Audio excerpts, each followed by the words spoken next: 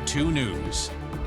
I'm Randall Newsom here with your WMAR2 News update. Well, Baltimore is getting hundreds of millions of dollars after winning another opioid lawsuit. The jury finding McKesson and AmerisourceBergen liable in the city's opioid epidemic. The two pharmaceutical companies ordered to pay more than $266 million in damages. The verdict, coupled with previous settlements with companies like Walgreens, CVS, and Johnson & Johnson, means the city has or will get more than $668 million to fight opioid overdoses and addiction.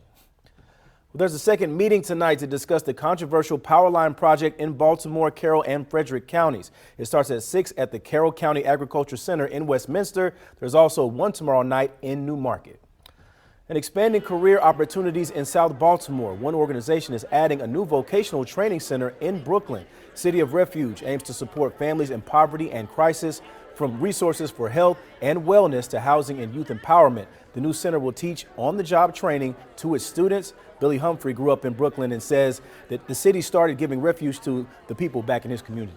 We've begun to introduce carpentry and plumbing and as well as welding. We also do urban agriculture, auto training, already sort of beginning to develop these programs.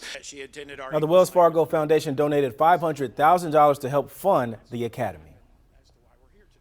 Well, organizers of the B. Gaddy Thanksgiving dinner are preparing to feed more people than they anticipated this year. The dinner is returning to Patterson Park now that maintenance work is complete there. Organizers were planning a smaller event at the American Legion on McElderry Street that would seat 600 people. At Patterson Park, though, they can feed up to 4,000 people. To find out how you can help, click on this story over at WMAR2news.com.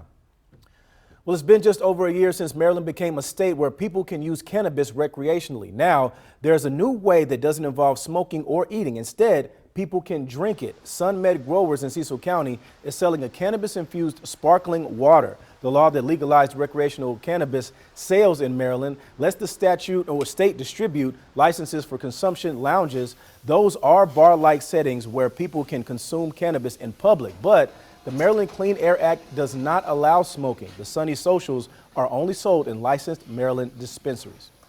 All right, let's check your forecast from meteorologist Stevie Daniels. Stevie, we're finally starting to feel like winter out there. Yes, so we are going to certainly feel brisk out there today. We had a very cold morning, and this afternoon we only make it up into the lower to mid 50s. We're actually going to struggle to hit the mid 50s today, but Ozzy is still smiling. He is just begging you to take him out for a walk or even to play some fetch with him. We're talking about less breezy winds, so compared to yesterday, it's going to feel a little bit more manageable. Winds will be out of the northeast at about 5 to 10 miles per hour. So despite all that sunshine, it's not really going to help us warm up in the temperature department.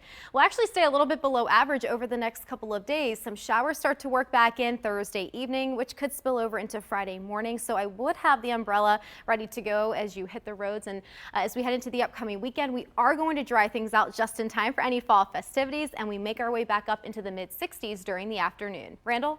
Thank you, Stevie. All right, guys, you'll find the latest on the top stories of the day by going to WMAR2news.com. And for the news and weather while you're on the go, make sure you download our app. Thanks for watching. I'm Randall Newsom.